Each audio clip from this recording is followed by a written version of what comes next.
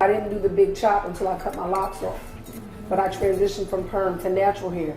And the perception is very deep because I have clients who start their locks and they still wear wigs. And they still cover their hair, and then they're worried about interviews and they're worried about family as well.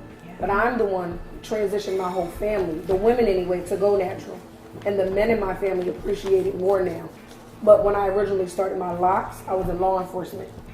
And that was difficult and it was unsafe because you had other officers that didn't want to work with me just because of my hairstyle choice. So the perception is very deep. I actually went to a business building conference weekend and I was the only African American there. And I was the only one with locks. And at the end of the conference, one of the women that was there, she said to me, she actually apologized. She gave I guess I represented all African Americans that had ever applied for a job with her. She actually apologized because she said how many times someone had came through her door to apply for a job that looked like me or was in my packaging, and she totally disregarded their application based on their hairstyle. What? It depends on the culture because, like, for me being West Indian, now I get all the Rastas trying to talk to me. They're the best ones. They're the ones that want you. Yes. They call you Empress. Yes. And that's the number one I get. But it's in the area where I go because my mom lives in Brooklyn. She lives in Flatbush, and that's a West Indian area. So when I go over there, it's Empress, beautiful. And from old West Indian men, that's what I call them. Like, they could be my uncle and father, you know what I mean? Yeah. But then when I come to the city, like in Soho or the Village, and it's not the black men, it's the white men. Let's just put it out there. That are in love with this fabulosity. I've had men say to me, well, damn, your hair is natural, but you're fine. And it's like, okay, well, I know that I am. Yeah. I really didn't need the validation, but it throws them off. How they feel, and it throws other women off. Like when you go to the club and you're standing in the rain, we don't have issues. We're fine. They're in the bathroom.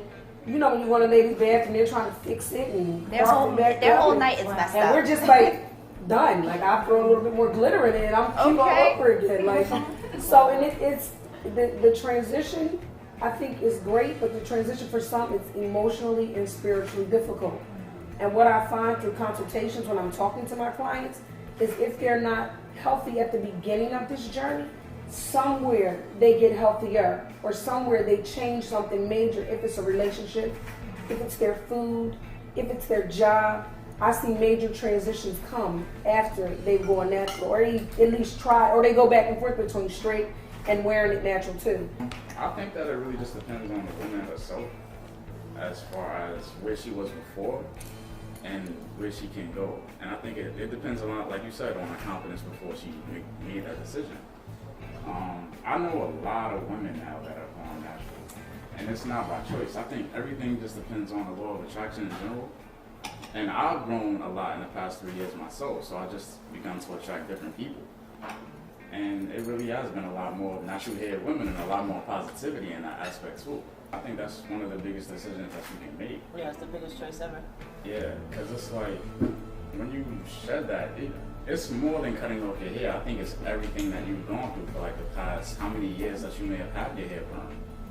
And like I was telling Keisha earlier today, it's a lot more that black women go through that's beyond the hairstyle and beyond how the hair grows or how it's cultivated, because you have history, like going back to Madam C.J. Walker and her selling like perm products and stuff like that. So it's like we don't even have a definition of what is beautiful until you do cut your hair off and you decide it for yourself. Can I ask you a question? Sure. How many of the people that you either socialize with or you're in the company of feel the way you do? Oh, a good amount. Okay. Like 3? I need a comment with me though. Because you may feel like you're the man here, but since we're dating them, like the conversations and the things that they say. Oh, I know. Like even the initial, like I don't understand how somebody can feel. To me, you're not confident enough to check somebody when they tell you, oh, well, I can't take you swimming. Or you can't go, we're not going to go to the sauna or to the steam room because, my hair might draw up or weed track might get loose for whatever reason. So that's why I just think that type of discrimination, I think is very painful. it's hard enough dating anyway. But then I'm judged by what my hair does or doesn't do. And I think that's something that takes to that insecurity in a woman too. Like that's something that's attractive to them. So they may look for something like that. So thank you for being you. My